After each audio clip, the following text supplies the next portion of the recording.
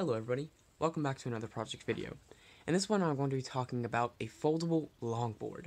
Now I saw a video by Casey Neistat? I don't remember his name.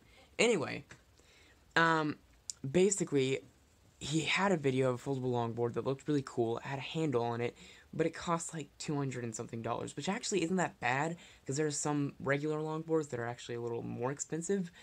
But I'm still not about to pay some money for that. So, I'm going to show you how to make one yourself. This is a $25 Walmart skateboard. Now, you can do it with a nicer one. I was just using an El Cheapo Walmart longboard or something just for in case I break it. But yes, this is how it turned out. It has a handle right up here so you can lift it up. It does fold up to be smaller, but this is the only way it can stand up by itself. And then you just push it down, and it lays flat. Now, I have skated on this before and after I saw it in half, and the biggest thing you need to remember is that it will ride differently. It doesn't cut corners nearly as well, but that's about it. And it can hold a fully grown man. We've measured it up to around 230-ish pounds, and it can skate. So as long as you're not just completely overweight, or even if you are, it will still probably be able to hold you. So you shouldn't have any problems.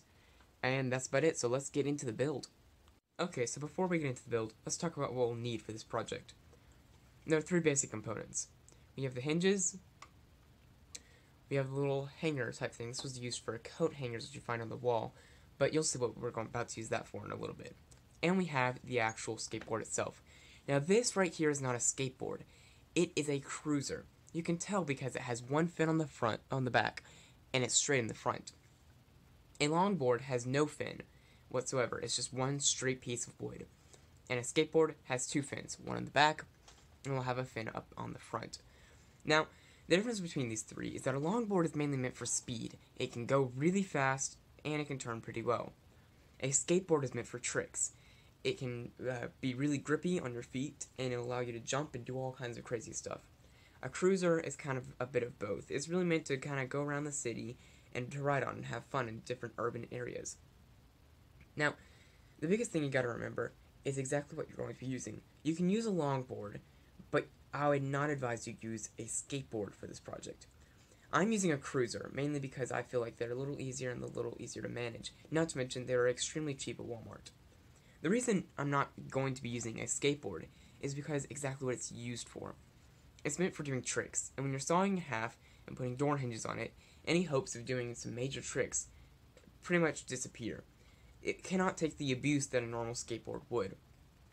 And if you're just going to be riding around on it, why not use a cruiser, which is better for riding around on? So again, you can use a longboard. I would recommend that if you want something to use for that. But I would not recommend using a skateboard. You can if you want to, but I would not recommend it. Now, there's also these little 3/4 inch screws right here. I have 18 of them. That is how many I'm going to be using for this project. That's roughly 16 for these two door hinges, and that's 2 right here for this little coat hanger. Well, so without further ado, let's get into the actual build.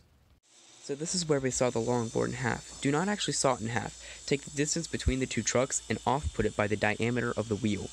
Move it toward the larger side of the wheel, so that way you will have a more flush longboard, and things will look smoother, more proportionate, and will be smaller.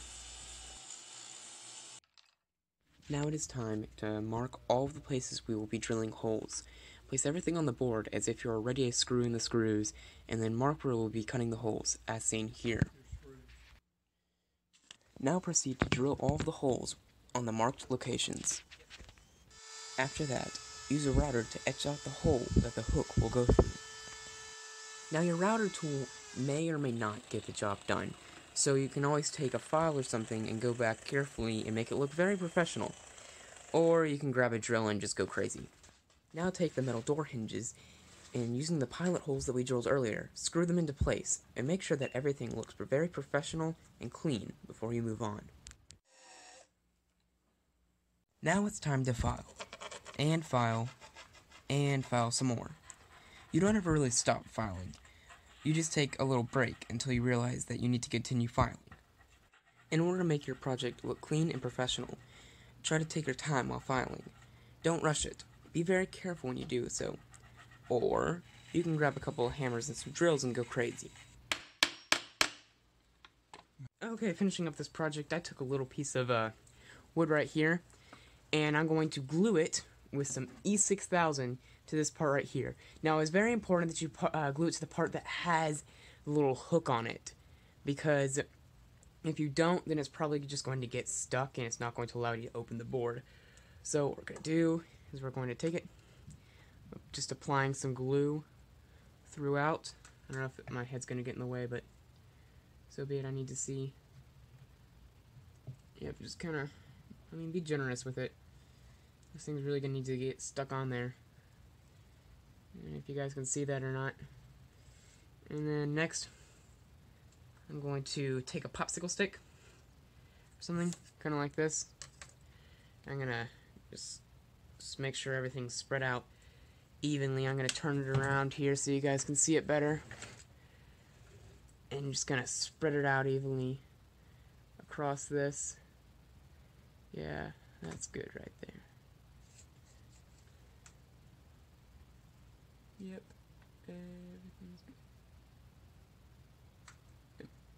Make sure you don't get it too terribly on the joints of this thing.